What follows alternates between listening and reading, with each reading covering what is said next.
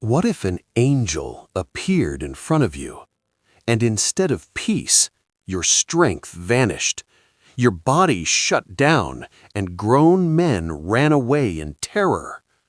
This isn't a horror movie. This happened in the Bible. Daniel, a man who had seen lions, kings, and visions of heaven, collapsed like a dead man after seeing one heavenly being. And what the angel revealed afterward suggests that unseen wars are happening around us right now. This is the forgotten vision of Daniel 10.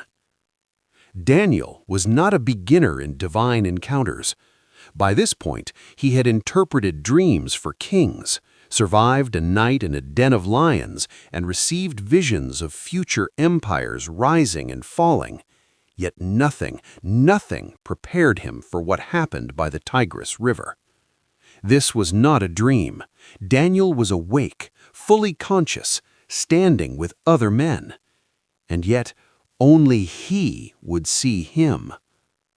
It was the 3rd year of King Cyrus of Persia. Daniel had been fasting for 3 full weeks. No meat, no wine, no rich food. Not to prove holiness, but because something felt wrong. He sensed resistance, a delay, a silence from heaven. Then one day, standing by the riverbank, the air shifted.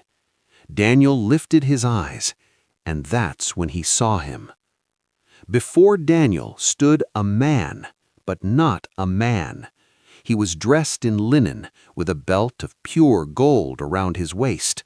His body gleamed like polished stone, his face flashed like lightning, his arms and legs shone like glowing bronze, and his voice. Daniel says it sounded like the roar of a crowd, not gentle, not soothing, overwhelming. The strangest part, Daniel wasn't alone. Other men were standing with him, but when the presence appeared, they didn't see anything. Still, terror struck them, a fear so intense they ran away and hid. Daniel remained, and then his strength drained out of him. His skin turned pale, his body trembled, he collapsed face down into the dust. Not because the angel touched him, but because he couldn't endure the sight. Daniel says something shocking next. "I had no strength left. I could not breathe." This wasn't symbolic. This was physical. The prophet who faced lions now lay helpless before a single heavenly messenger. And then a hand touched him. The touch didn't burn. It didn't harm. It restored. Daniel rose onto his hands and knees, trembling. The being spoke. "Daniel, you are highly esteemed." But even then, Daniel couldn't speak. Fear had sealed his mouth. The angel touched him again, and finally Daniel found his voice.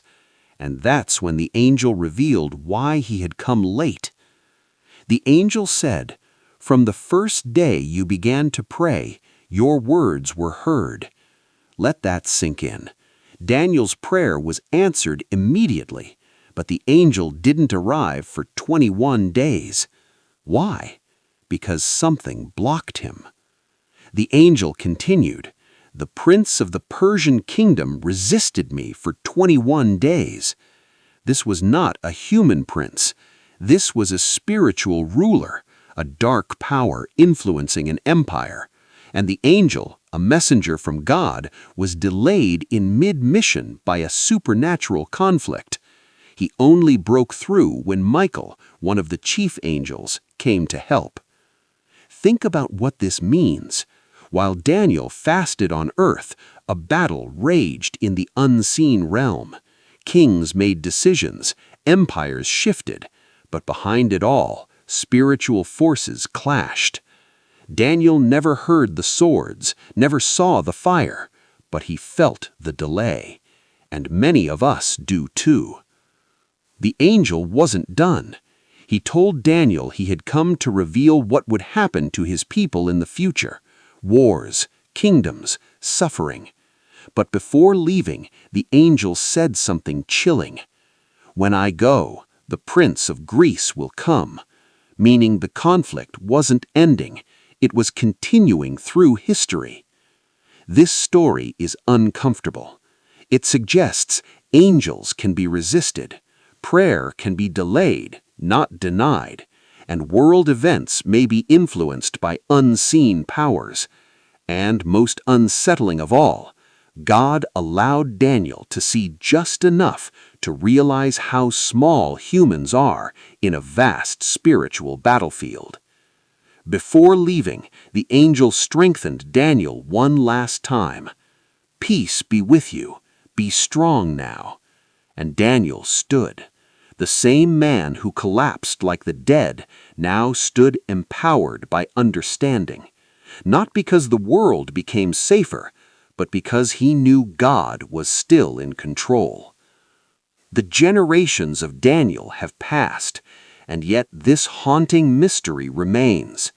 If Daniel, a prophet of God, collapsed before a single angel, what truly surrounds us right now?